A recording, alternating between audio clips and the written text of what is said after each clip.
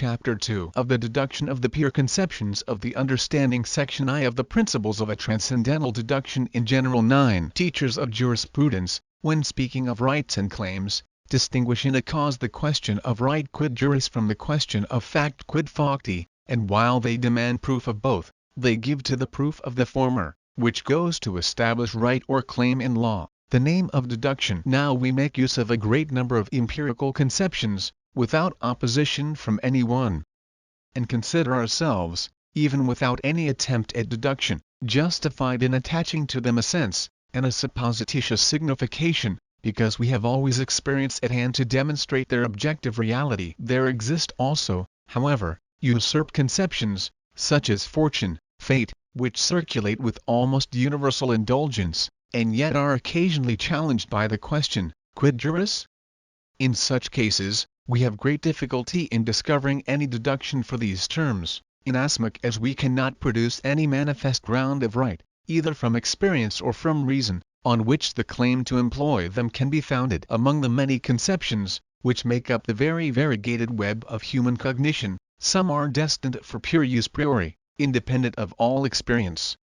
And their title to be so employed always requires a deduction, inasmuch as, to justify such use of them, proofs from experience are not sufficient. But it is necessary to know how these conceptions can apply to objects without being derived from experience. I term, therefore, an examination of the manner in which conceptions can apply a priori to objects, the transcendental deduction of conceptions, and I distinguish it from the empirical deduction, which indicates the mode in which conception is obtained through experience and reflection thereon. Consequently, does not concern itself with the right, but only with the fact of our obtaining conceptions in such and such a manner. We have already seen that we are in possession of two perfectly different kinds of conceptions, which nevertheless agree with each other in this, that they both apply to objects completely priori. These are the conceptions of space and time as forms of sensibility, and the categories as pure conceptions of the understanding. To attempt an empirical deduction of either of these classes would be labor in vain, because the distinguishing characteristic of their nature consists in this, that they apply to their objects, without having borrowed anything from experience towards the representation of them. Consequently, if a deduction of these conceptions is necessary, it must always be transcendental. Meanwhile, with respect to these conceptions, as with respect to all our cognition, we certainly may discover in experience, if not the principle of their possibility, yet the occasioning causes of their production. It will be found that the impressions of sense give the first occasion for bringing into action the whole faculty of cognition,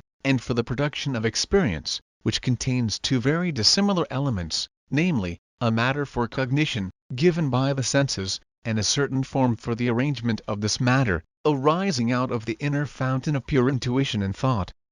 And these, on occasion given by sensuous impressions, are called into exercise and produce conceptions. Such an investigation into the first efforts of our faculty of cognition to mount from particular perceptions to general conceptions is undoubtedly of great utility. And we have to thank the celebrated Locke for having first opened the way for this inquiry. But a deduction of the pure priori conceptions of course never can be made in this way, seeing that, in regard to their future employment, which must be entirely independent of experience, they must have a far different certificate of birth to show from that of a descent from experience. This attempted physiological derivation, which cannot properly be called deduction, because it relates merely to a quaestio facti, I shall entitle an explanation of the possession of a pure cognition. It is therefore manifest that there can only be a transcendental deduction of these conceptions and by no means an empirical one.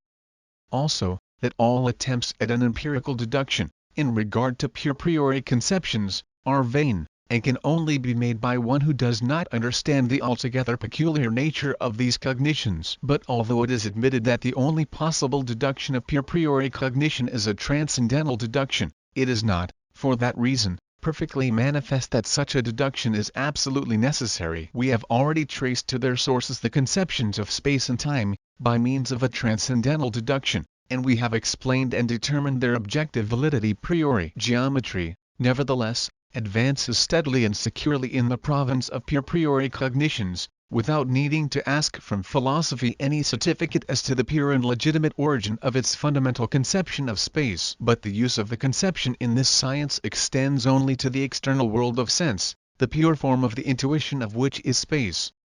And in this world, therefore, all geometrical cognition, because it is founded upon priori intuition, possesses immediate evidence, and the objects of this cognition are given priori as regards their form and intuition by and through the cognition itself. With the pure conceptions of understanding, on the contrary, commences the absolute necessity of seeking a transcendental deduction, not only of these conceptions themselves, but likewise of space, because, inasmuch as they make affirmations concerning objects not by means of the predicates of intuition and sensibility, but of pure thought priori, they apply to objects without any of the conditions of sensibility. Besides, not being founded on experience, they are not presented with any object in priori intuition upon which, antecedently to experience, they might base their synthesis. Hence results, not only doubt as to the objective validity and proper limits of their use, but that even our conception of space is rendered equivocal.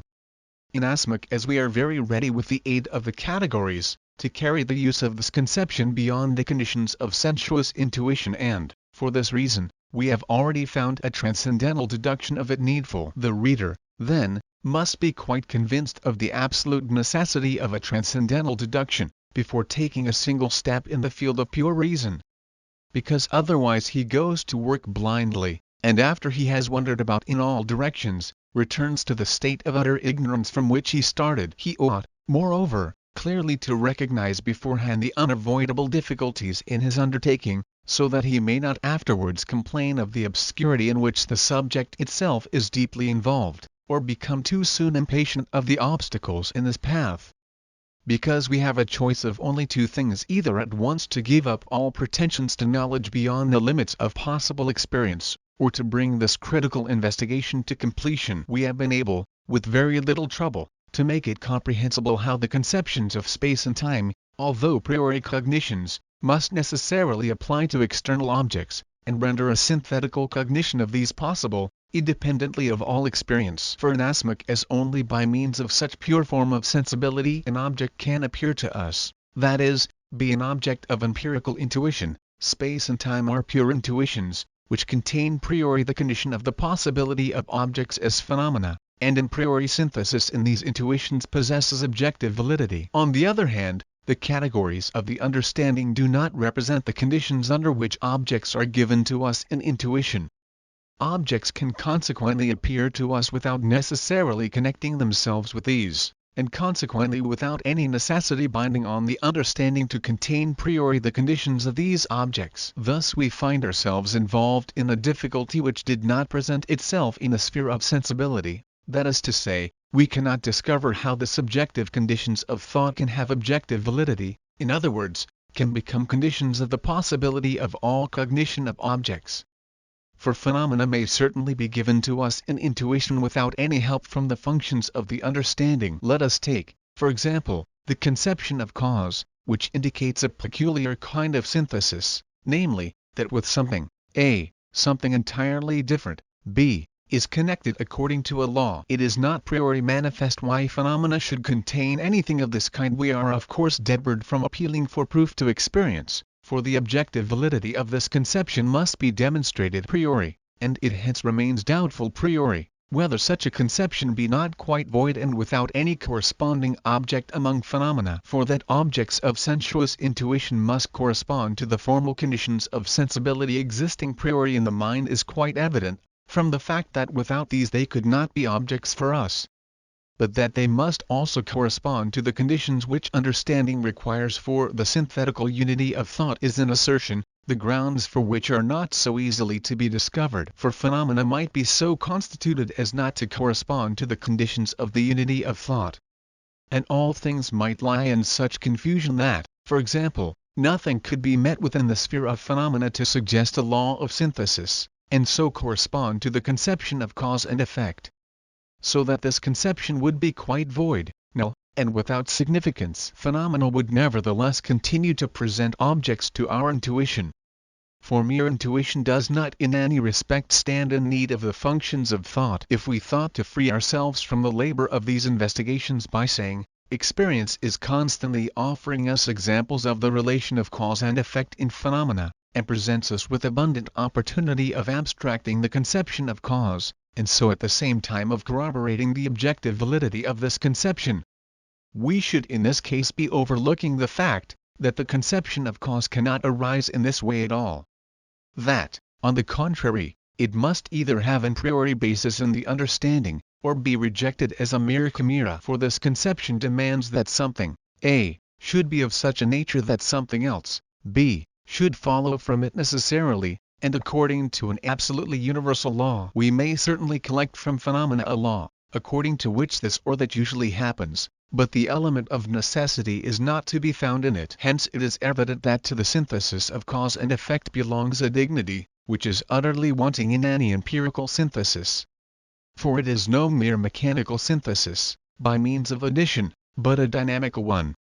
That is to say, the effect is not to be cogitated as merely annexed to the cause, but as posited by and through the cause, and resulting from it. The strict universality of this law never can be a characteristic of empirical laws, which obtain through induction only a comparative universality, that is, an extended range of practical application. But the pure conceptions of the understanding would entirely lose all their peculiar character, if we treated them merely as the productions of experience. Transition to the transcendental deduction of the categories 10. There are only two possible ways in which synthetical representation and its objects can coincide with and relate necessarily to each other, and, as it were, be together. Either the object alone makes the representation possible, or the representation alone makes the object possible. In the former case, the relation between them is only empirical, and a priori representation is impossible. And this is the case with phenomena, as regards that in them which is referable to mere sensation. In the latter case, although representation alone for of its causality, by means of the will, we do not here speak, does not produce the object as to its existence, it must nevertheless be priori determinative in regard to the object, if it is only by means of the representation that we can cognize anything as an object. Now there are only two conditions of the possibility of a cognition of objects. Firstly, intuition, by means of which the object, though only as phenomena, is given. Secondly, conception, by means of which the object which corresponds to this intuition is thought. But it is evident from what has been said on Thetic that the first condition, under which alone objects can be intuited, must in fact exist, as a formal basis for them, priori in the mind. With this formal condition of sensibility, therefore, all phenomena necessarily correspond, because it is only through it that they can be phenomena at all.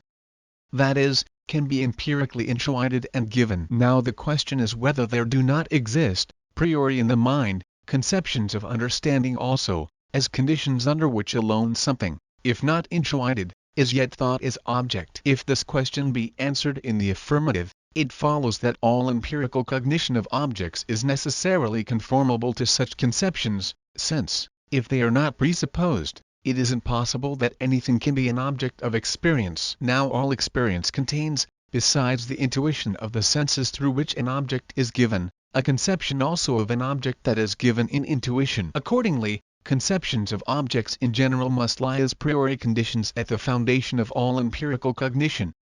And consequently, the objective validity of the categories, as priori conceptions, will rest upon this, that experience as far as regards the form of thought is possible only by their means. For in that case they apply necessarily and priori to objects of experience, because only through them can an object of experience be thought. The whole aim of the transcendental deduction of all priori conceptions is to show that these conceptions are priori conditions of the possibility of all experience. Conceptions which afford us the objective foundation of the possibility of experience are for that very reason necessary. But the analysis of the experiences in which they are met with is not deduction, but only an illustration of them, because from experience they could never derive the attribute of necessity. Without their original applicability and relation to all possible experience, in which all objects of cognition present themselves, the relation of the categories to objects, of whatever nature, would be quite incomprehensible. The celebrated Locke,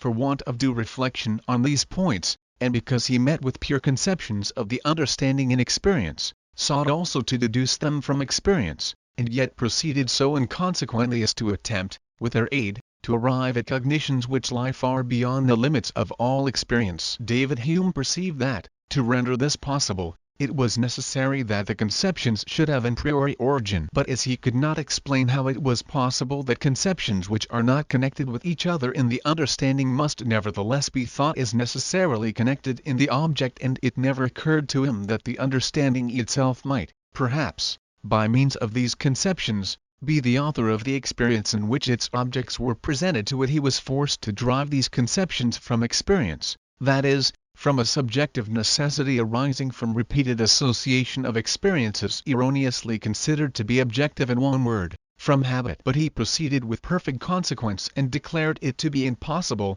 with such conceptions and the principles arising from them, to overstep the limits of experience. The empirical derivation, however, which both of these philosophers attributed to these conceptions, cannot possibly be reconciled with the fact that we do possess scientific priori cognitions, namely, those of pure mathematics and general physics. The former of these two celebrated men opened a wide door to extravagance, for if reason has once undoubted right on its side, it will not allow itself to be confined to set limits, by vague recommendations of moderation.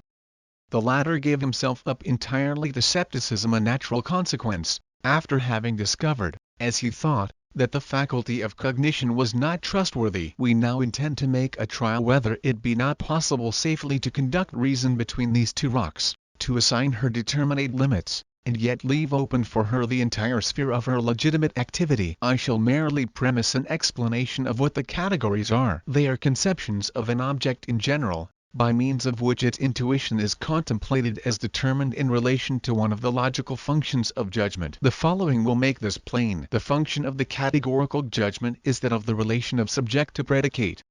For example, in the proposition, all bodies are divisible. But in regard to the merely logical use of the understanding, it still remains undetermined to which of these two conceptions belongs the function of subject and to which that of predicate. For we could also say, some divisible is a body.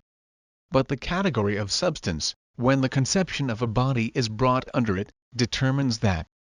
And its empirical intuition in experience must be contemplated always as subject and never as mere predicate. And so with all the other categories. Section 2. Transcendental deduction of the pure conceptions of the understanding of the possibility of a conjunction of the manifold representations given by sense. 11. The manifold content in our representations can be given in an intuition which is merely sensuous, in other words, is nothing but susceptibility. And the form of this intuition can exist priori in our faculty of representation, without being anything else but the mode in which the subject is affected. But the conjunction conjunctio of a manifold in intuition never can be given us by the senses.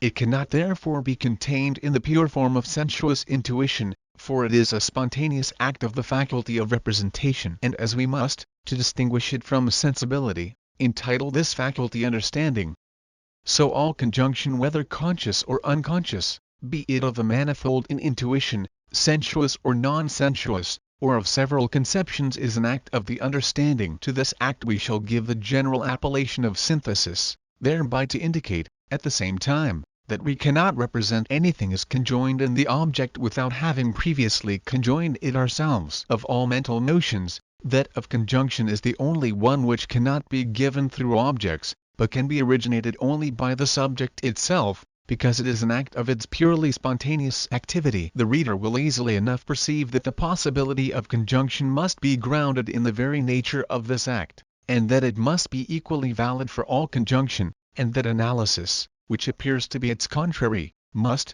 nevertheless, always presuppose it. For where the understanding has not previously conjoined, it cannot dissect or analyze, because only as conjoined by it, must that which is to be analyzed have been given to our faculty of representation. But the conception of conjunction includes, besides the conception of the manifold and of the synthesis of it, that of the unity of it also. Conjunction is the representation of the synthetical unity of the manifold. This idea of unity, therefore, cannot arise out of that of conjunction. Much rather does that idea, by combining itself with the representation of the manifold, render the conception of conjunction possible. This unity, which priori precedes all conceptions of conjunction, is not the category of unity. 6. For all the categories are based upon logical functions of judgment, and in these functions we already have conjunction, and consequently unity of given conceptions. It is therefore evident that the category of unity presupposes conjunction. We must therefore look still higher for this unity as qualitative. 8. In that, namely, which contains the ground of the unity of diverse conceptions in judgments, the ground, consequently, of the possibility of the existence of the understanding, even in regard to its logical use, whether the representations are in themselves identical, and consequently whether one can be thought analytically by means of and through the other, is a question which we need not at present consider. Our consciousness of the one, when we speak of the manifold, is always distinguishable from our consciousness of the other. And it is only respecting the synthesis of this possible consciousness that we here treat of the originally synthetical unity of apperception. 12. The I think must accompany all my representations, for otherwise something would be represented in me which could not be thought. In other words, the representation would either be impossible, or at least be, in relation to me, nothing. That representation which can be given previously to all thought is called intuition. All the diversity or manifold content of intuition has, therefore, a necessary relation to the I think, in the subject in which this diversity is found. But this representation, I think, is an act of spontaneity.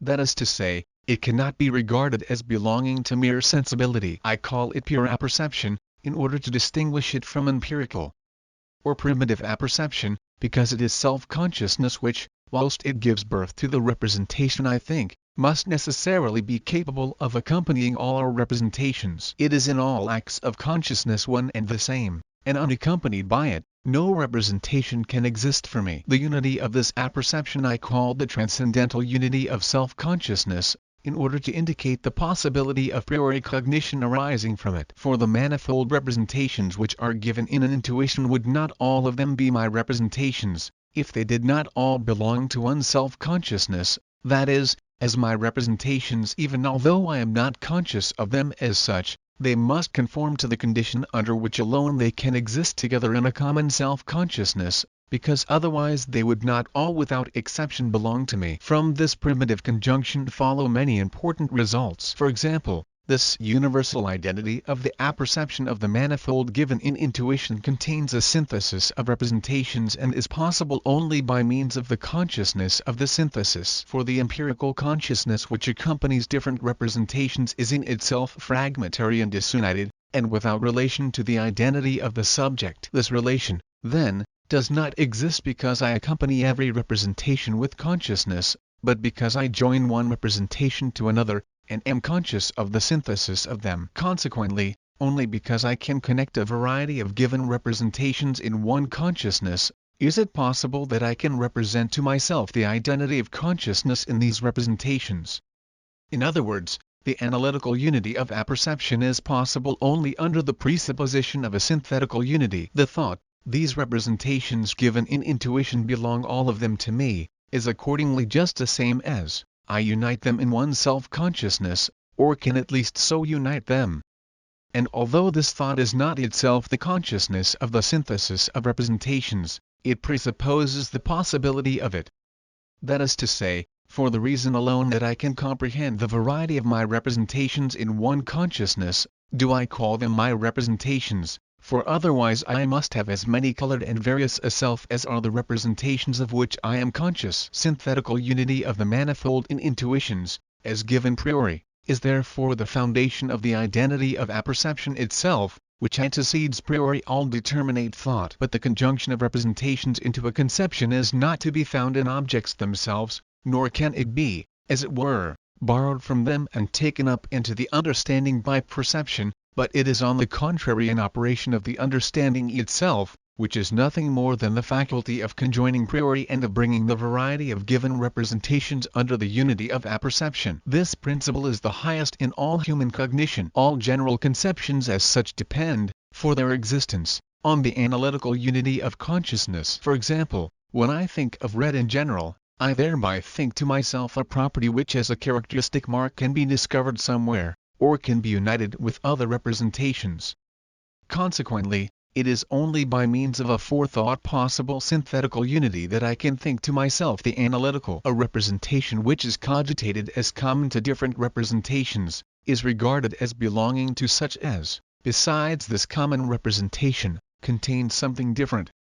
Consequently, it must be previously thought in synthetical unity with other although only possible representations, before I can think in it the analytical unity of consciousness which makes it a conceptus communis. And thus the synthetical unity of apperception is the highest point with which we must connect every operation of the understanding, even the whole of logic, and after it our transcendental philosophy. Indeed, this faculty is the understanding itself. This fundamental principle of the necessary unity of apperception is indeed an identical, and therefore analytical, proposition. But it nevertheless explains the necessity for a synthesis of the manifold given in an intuition, without which the identity of self-consciousness would be incogitable. For the ego, as a simple representation, presents us with no manifold content. Only in intuition, which is quite different from the representation ego, can it be given us, and by means of conjunction it is cogitated in one self-consciousness and understanding, in which all the manifold should be given by means of consciousness itself, would be intuitive. Our understanding can only think and must look for its intuition to sense. I am, therefore, conscious of my identical self, in relation to all the variety of representations given to me in an intuition, because I call all of them my representations. In other words, I am conscious myself of a necessary priori synthesis of my representations, which is called the original synthetical unity of apperception, under which rank all the representations presented to me, but that only by means of a synthesis. The principle of the synthetical unity of apperception is the highest principle of all exercise of the understanding. 13. The supreme principle of the possibility of all intuition in relation to sensibility was, according to our transcendental Thetic, that all the manifold in intuition be subject to the formal conditions of space and time. The supreme principle of the possibility of it in relation to the understanding is that all the manifold in it be subject to conditions of the originally synthetical unity or apperception. To the former of these two principles are subject all the various representations of intuition, in so far as they are given to us.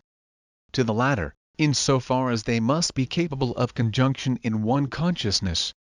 For without this nothing can be thought or cognized, because the given representations would not have in common the act of the apperception I think and therefore could not be connected in one self-consciousness. Space and time, and all portions thereof, are intuitions. Consequently are, with a manifold for their content, single representations. See the Transcendental Thetic. Consequently, they are not pure conceptions, by means of which the same consciousness is found in a great number of representations.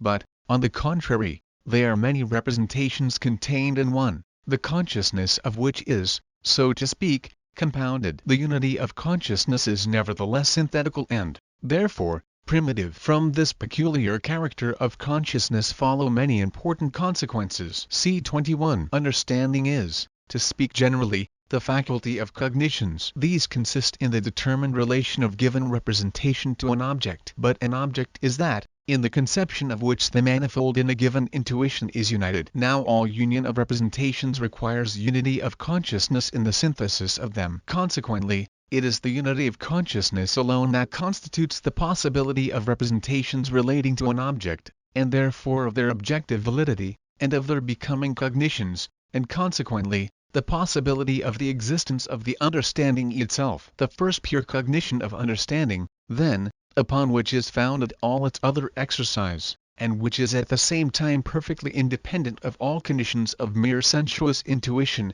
is the principle of the original synthetical unity of apperception. Thus the mere form of external sensuous intuition, namely, space, affords us, per se, no cognition.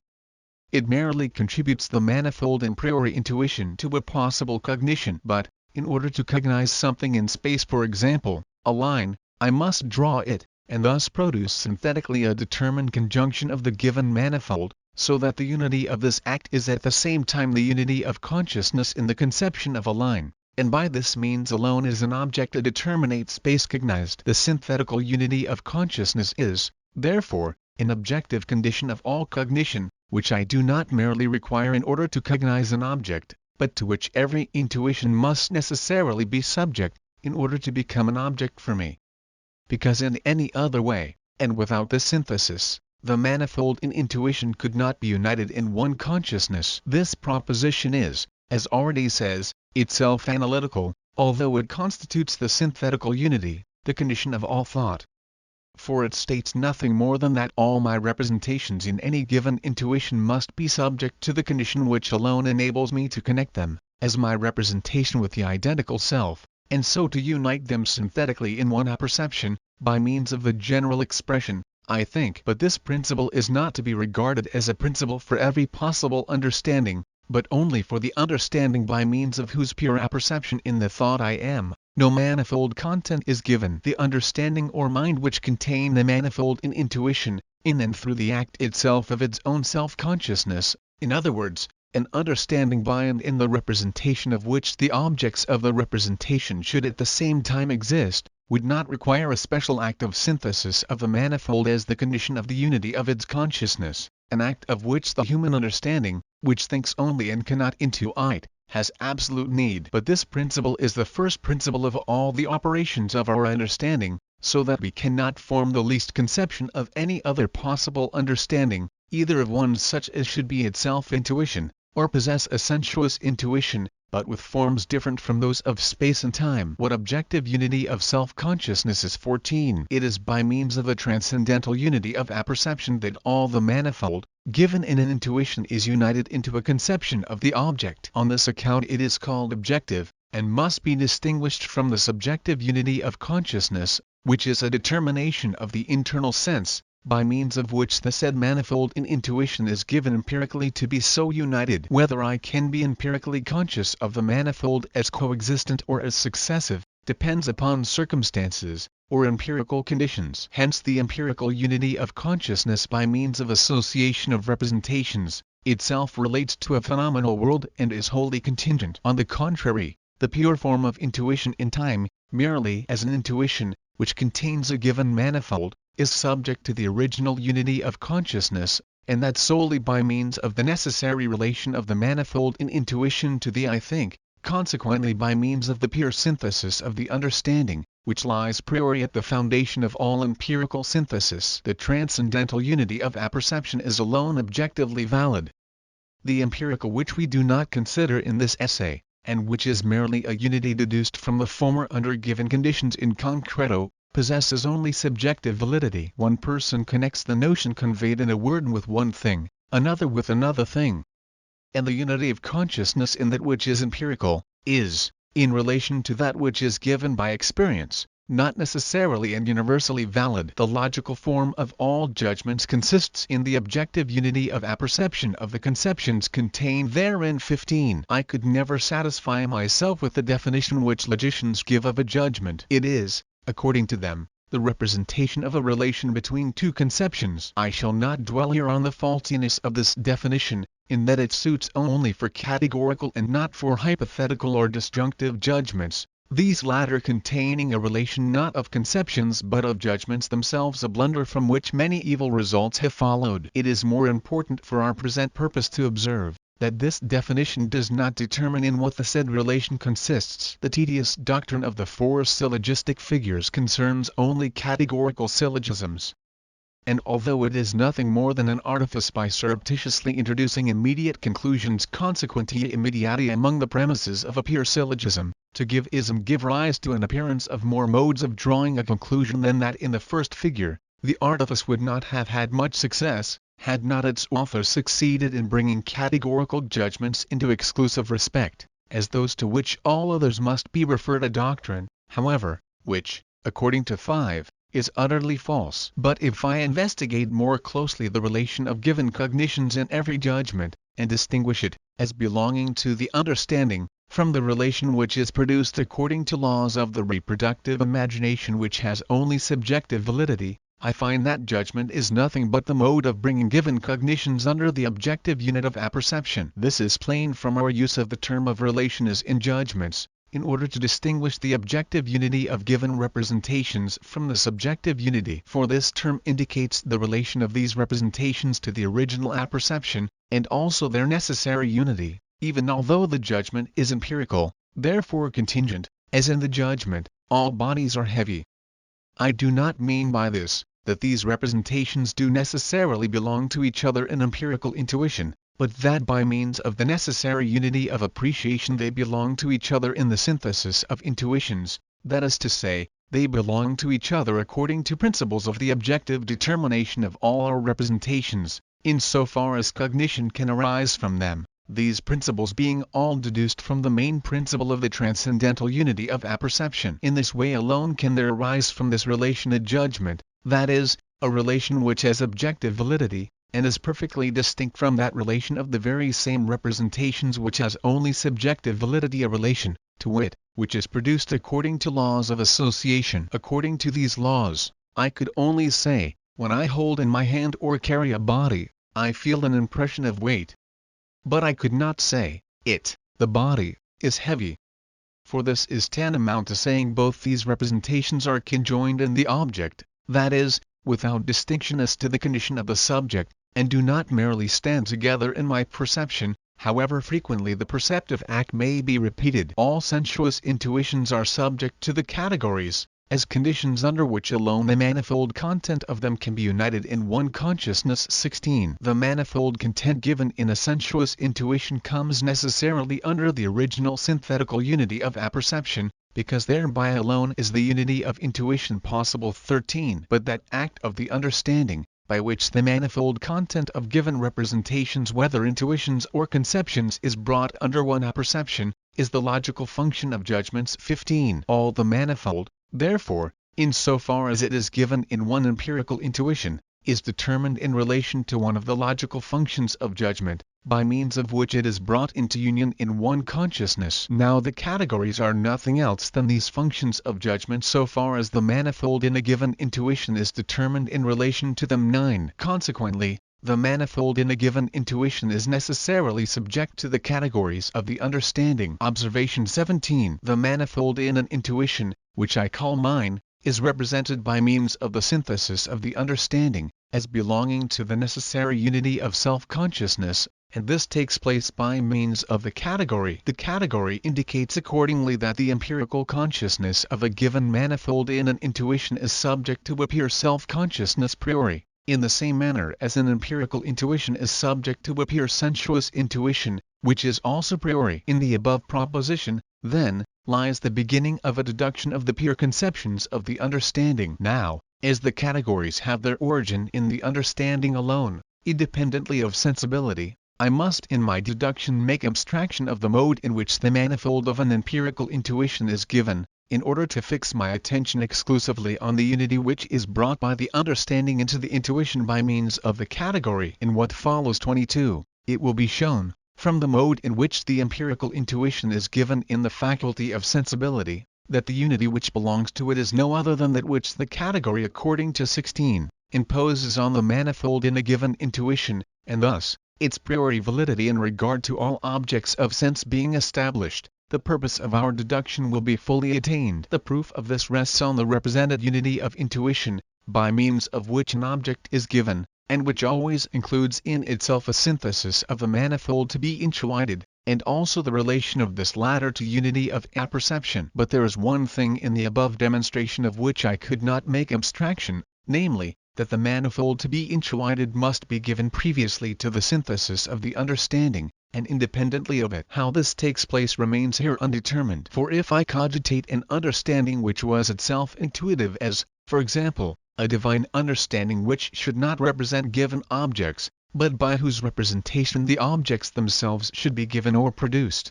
the categories would possess no significance in relation to such a faculty of cognition. They are merely rules for an understanding, whose whole power consists in thought, that is, in the act of submitting the synthesis of the manifold which is presented to it in intuition from a very different quarter, to the unity of apperception.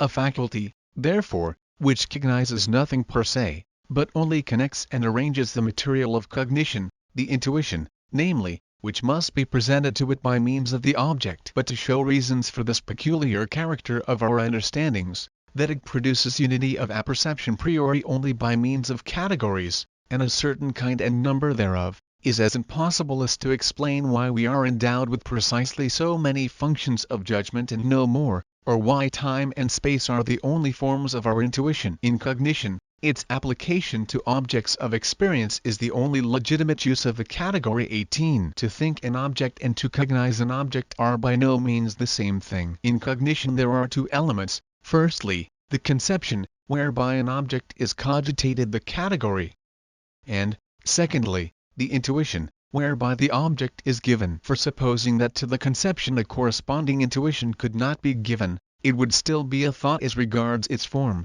but without any object, and no cognition of anything would be possible by means of it, inasmuch as, so far as I knew, there existed and could exist nothing to which my thought could be applied. Now all intuition possible to us is sensuous.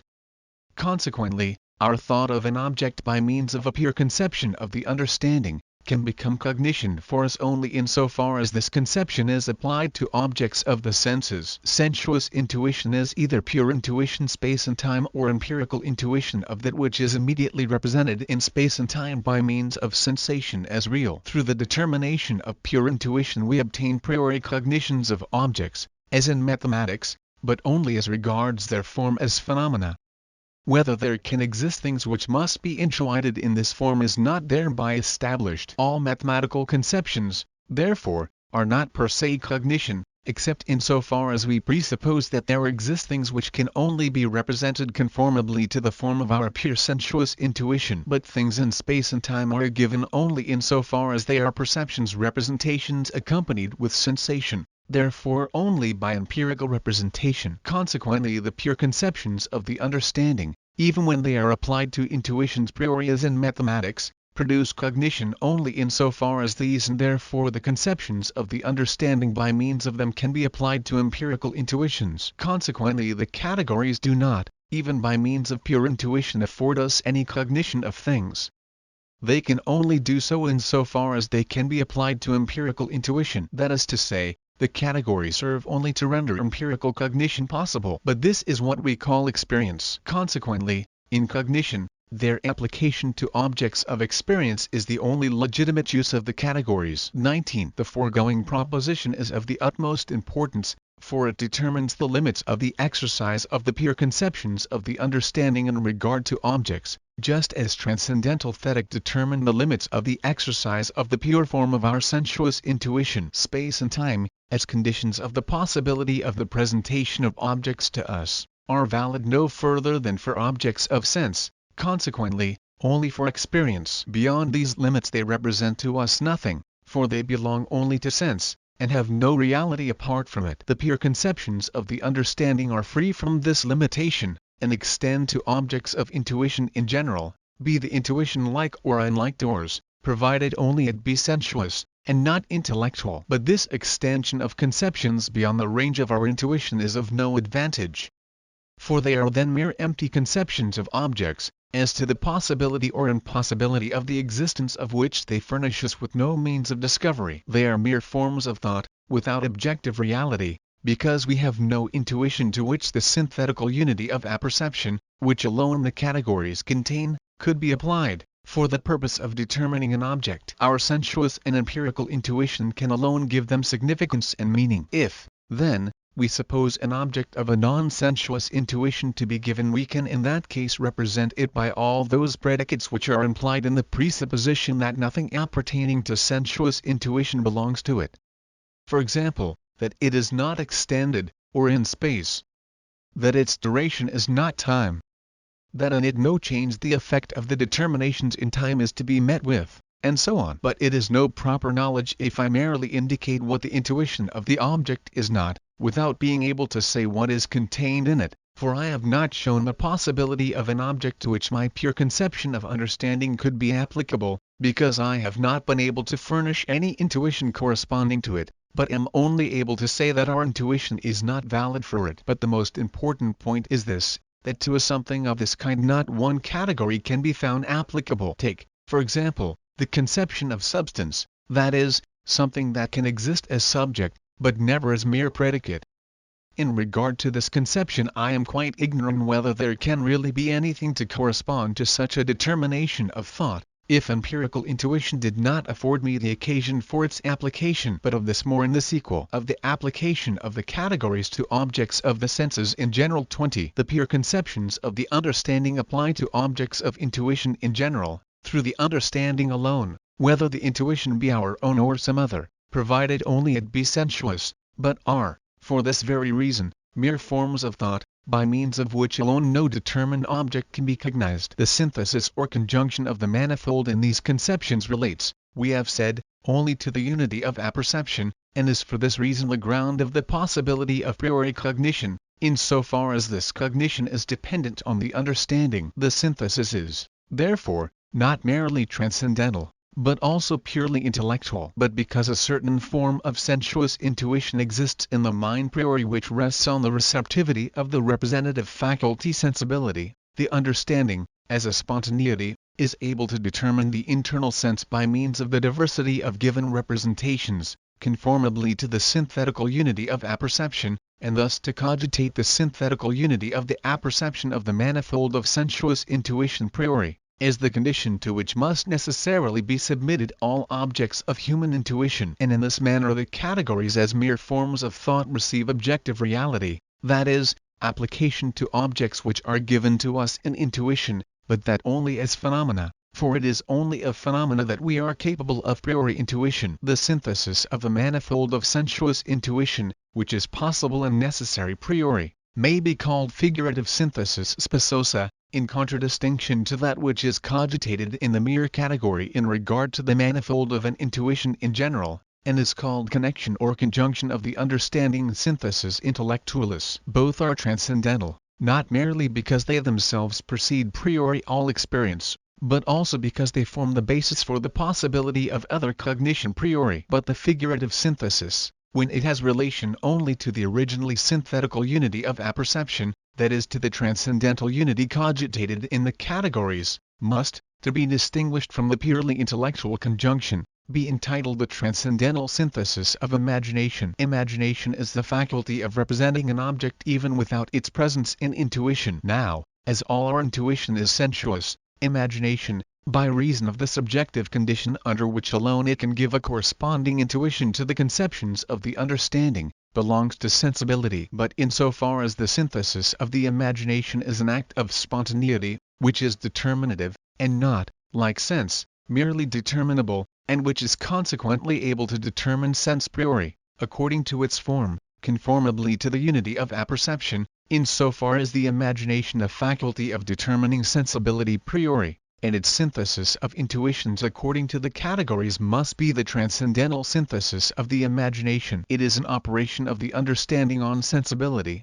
and the first application of the understanding to objects of possible intuition, and at the same time the basis for the exercise of the other functions of that faculty. As figurative, it is distinguished from the merely intellectual synthesis, which is produced by the understanding alone, without the aid of imagination. Now, in so far as imagination is spontaneity, I sometimes call it also the productive imagination, and distinguish it from the reproductive, the synthesis of which is subject entirely to empirical laws, those of association, namely, and which, therefore, contributes nothing to the explanation of the possibility of priori cognition, and for this reason belongs not to transcendental philosophy, but to psychology. We have now arrived at the proper place for explaining the paradox which must have struck everyone in our exposition of the internal sense 6, namely how the sense represents us to our own consciousness, only as we appear to ourselves, not as we are in ourselves, because,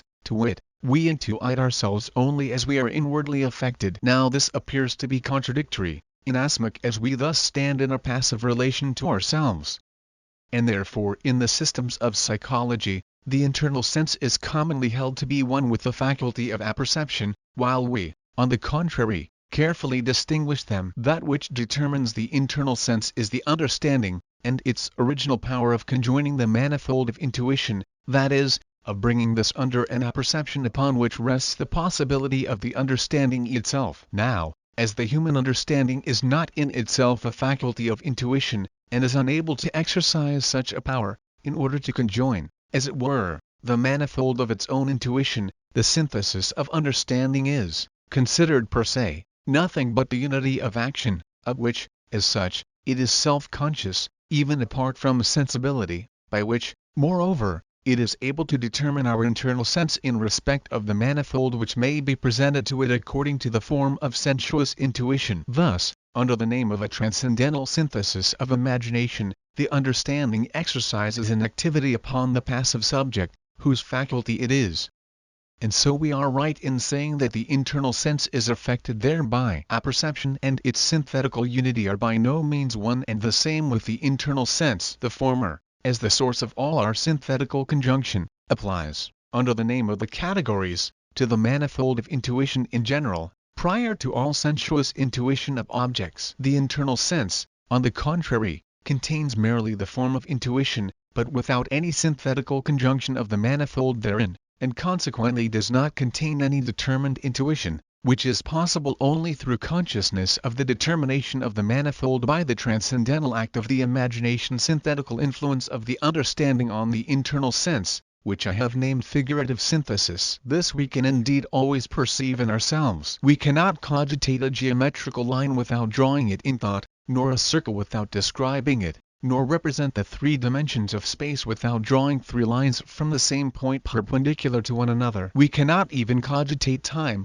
unless, in drawing a straight line which is to serve as the external figurative representation of time, we fix our attention on the act of the synthesis of the manifold, whereby we determine successively the internal sense, and thus attend also to the succession of this determination. Motion as an act of the subject, not as a determination of an object. Consequently the synthesis of the manifold in space, if we make abstraction of space and attend merely to the act by which we determine the internal sense according to its form, is that which produces the conception of succession. The understanding, therefore, does by no means find in the internal sense any such synthesis of the manifold, but produces it, in that it affects this sense. At the same time, how I who think is distinct from the I which intuites itself, other modes of intuition being cogitable is at least possible, and yet one and the same with this latter as the same subject.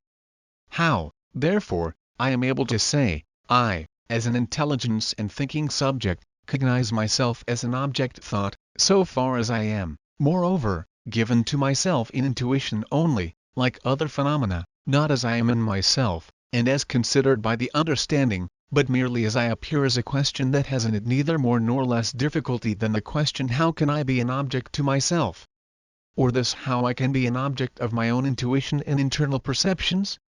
But that such must be the fact, if we admit that space is merely a pure form of the phenomena of external sense, can be clearly proved by the consideration that we cannot represent time, which is not an object of external intuition, in any other way than under the image of a line, which we draw in thought, a mode of representation without which we could not cognize the unity of its dimension, and also that we are necessitated to take our determination of periods of time, or of points of time, for all our internal perceptions from the changes which we perceive in outward things. It follows that we must arrange the determinations of the internal sense, as phenomena in time, exactly in the same manner as we arrange those of the external senses in space. And consequently, if we grant, respecting this latter, that by means of them we know objects only in so far as we are affected externally, we must also confess, with regard to the internal sense, that by means of it we intuit ourselves only as we are internally affected by ourselves. In other words, as regards internal intuition, we cognize our own subject only as phenomena, and not as it is in itself. Motion of an object in space does not belong to a pure science, consequently not to geometry. Because, that a thing is movable cannot be known a priori, but only from experience. But motion, considered as the description of a space, is a pure act of the successive synthesis of the manifold in external intuition by means of productive imagination, and belongs not only to geometry, but even to transcendental philosophy. I do not see why so much difficulty should be found in admitting that our internal sense is affected by ourselves. Every act of attention exemplifies it. In such an act the understanding determines the internal sense by the synthetical conjunction which it cogitates, conformably to the internal intuition which corresponds to the manifold in the synthesis of the understanding. How much the mind is usually affected thereby everyone will be able to perceive in himself. 21. On the other hand, in the transcendental synthesis of the manifold content of representations, Consequently, in the synthetical unity of apperception, I am conscious of myself, not as I appear to myself, nor as I am in myself, but only that I am. This representation is a thought, not an intuition. Now, as in order to cognize ourselves, in addition to the act of thinking, which subjects the manifold of every possible intuition to the unity of apperception, there is necessary a determinate mode of intuition, whereby this manifold is given. Although my own existence is certainly not mere phenomenon, much less mere illusion, the determination of my existence can only take place conformably to the form of the internal sense, according to the particular mode in which the manifold which I conjoin is given in internal intuition, and I have therefore no knowledge of myself as I am, but merely as I appear to myself. The consciousness of self is thus very far from a knowledge of self, in which I do not use the categories, whereby I cogitate an object, by means of the conjunction of the manifold in one apperception, in the same way as I require, for the sake of the cognition of an object distinct from myself, not only the thought of an object in general in the category, but also an intuition by which to determine that general conception. In the same way do I require, in order to the cognition of myself, not only the consciousness of myself or the thought that I think myself, but in addition an intuition of the manifold in myself, by which to determine this thought. It is true that I exist as an intelligence which is conscious only of its faculty of conjunction or synthesis, but subjected in relation to the manifold which this intelligence has to conjoin to a limitative conjunction called the internal sense. My intelligence, that is, I, can render that conjunction or synthesis perceptible only according to the relations of time, which are quite beyond the proper sphere of the conceptions of the understanding, and consequently cognize itself in respect to an intuition which cannot possibly be intellectual, nor given by the understanding, only as it appears to itself, and not as it would cognize itself, if its intuition were intellectual. The I think expresses the act of determining my own existence. My existence is thus already given by the act of consciousness. But the mode in which I must determine my existence, that is, the mode in which I must place the manifold belonging to my existence, is not thereby given. For this purpose intuition of self is required, and this intuition possesses a form given priori, namely, time, which is sensuous, and belongs to our receptivity of the determinable. Now, as I do not possess another intuition of self which gives the determining in me of the spontaneity of which I am conscious, prior to the act of determination, in the same manner as time gives the determinable, it is clear that I am unable to determine my own existence as that of a spontaneous being, but I am only able to represent to myself the spontaneity of my thought, that is, of my determination, and my existence remains ever determinable in a purely sensuous manner, that is to say, like the existence of a phenomena. But it is because of this spontaneity that I call myself an intelligence. Transcendental deduction of the universally possible employment in experience of the pure conceptions of the understanding. 22. In the metaphysical deduction, the priori origin of categories was proved by their complete accordance with the general logical of thought. In the transcendental deduction was exhibited the possibility of the categories as priori cognitions of objects of an intuition in general. 16 and 17. At present we are about to explain the possibility of cognizing, priori, by means of the categories, all objects which can possibly be presented to our senses, not, indeed, according to the form of their intuition, but according to the laws of their conjunction or synthesis, and thus, as it were, of prescribing laws to nature and even of rendering nature possible. For if the categories were inadequate to this task, it would not be evident to us why everything that is presented to our senses must be subject to those laws which have a priori origin in the understanding itself. I premise that by the term synthesis of apprehension I understand the combination of the manifold in an empirical intuition, whereby perception, that is, empirical consciousness of the intuition as phenomena, is possible. We have priori forms of the external and internal sensuous intuition in the representations of space and time, and to these must the synthesis of apprehension of the manifold in a phenomenon be always conformable, because the synthesis itself can only take place according to these forms. But space and time are not merely forms of sensuous intuition, but intuitions themselves which contain a manifold, and therefore contain priori the determination of the unity of this manifold. See the Transcendent Thetic.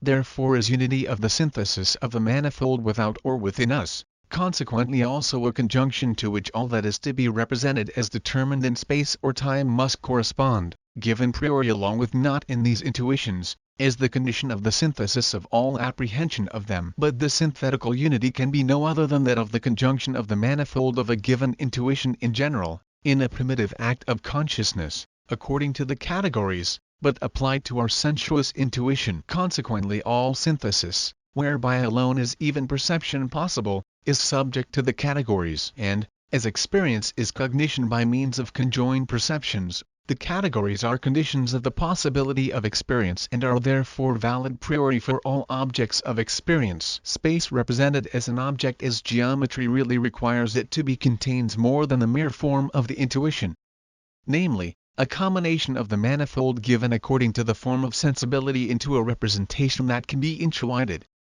So that the form of the intuition gives us merely the manifold, but the formal intuition gives unity of representation. In the Thetic, I regarded this unity as belonging entirely to sensibility, for the purpose of indicating that it antecedes all conceptions, although it presupposes a synthesis which does not belong to sense, through which alone, however, all our conceptions of space and time are possible. For as by means of this unity alone the understanding determining the sensibility space and time are given as intuitions, it follows that the unity of this intuition priori belongs to space and time, and not to the conception of the understanding. 20. When, then, for example, I make the empirical intuition of a house by apprehension of the manifold contained therein into a perception, the necessary unity of space and of my external sensuous intuition lies at the foundation of this act, and I, as it were, draw the form of the house conformably to the synthetical unity of the manifold in space. But this very synthetical unity remains, even when I abstract the form of space, and has its seat in the understanding, and is in fact the category of the synthesis of the homogeneous in an intuition.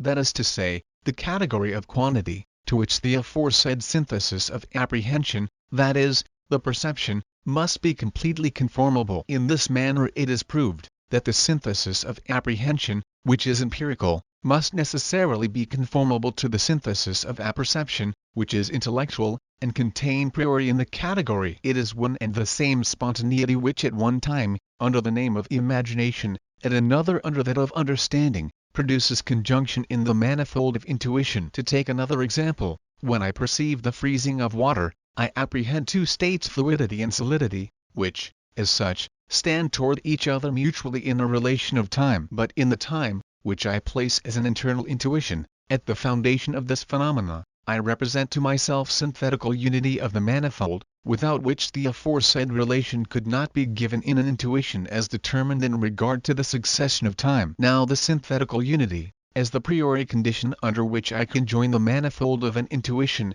is, if I make abstraction of the permanent form of my internal intuition, that is to say, of time, the category of cause, by means of which, when applied to my sensibility, I determine everything that occurs according to relations of time. Consequently apprehension in such an event, and the event itself, as far as regards the possibility of its perception, stands under the conception of the relation of cause and effect, and so in all other cases. Categories are conceptions which prescribe laws priori to phenomena, consequently to nature as the complex of all phenomena natura materialiter spectata. And now the question arises, inasmuch as these categories are not derived from nature, and do not regulate themselves according to her as their model, for in that case they would be empirical, how it is conceivable that nature must regulate herself according to them. In other words, how the categories can determine priori the synthesis of the manifold of nature, and yet not derive their origin from her. The following is the solution of this enigma. It is not in the least more difficult to conceive how the laws of the phenomena of nature must harmonize with the understanding and with its priori form, that is,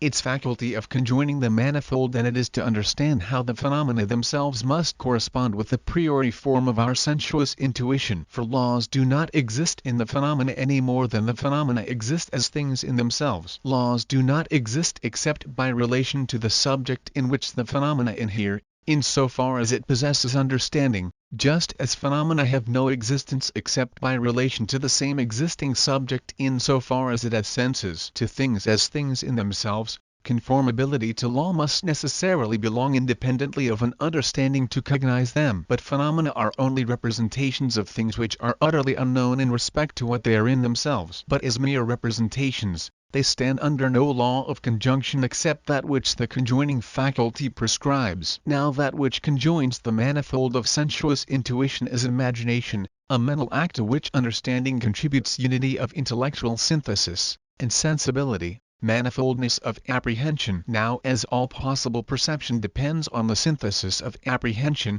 and this empirical synthesis itself on the transcendental, consequently on the categories, it is evident that all possible perceptions, and therefore everything that can attain to empirical consciousness, that is, all phenomena of nature, must, as regards their conjunction, be subject to the categories. And nature considered merely as nature in general is dependent on them, as the original ground of her necessary conformability to law as natura formaliter spectata. But the pure faculty of the understanding of prescribing laws priori to phenomena by means of mere categories, is not competent to announce other or more laws than those on which a nature in general, as a conformability to law of phenomena of space and time, depends. Particular laws, inasmuch as they concern empirically determined phenomena, cannot be entirely deduced from pure laws, although they all stand under them. Experience must be superadded in order to know these particular laws. But in regard to experience in general, and everything that can be cognized as an object thereof, these priori laws are our only rule and guide. Result of this deduction of the conceptions of the understanding. 23. We cannot think any object except by means of the categories. We cannot cognize any thought except by means of intuitions corresponding to these conceptions. Now all our intuitions are sensuous, and our cognition, in so far as the object of it is given, is empirical. But empirical cognition is experience.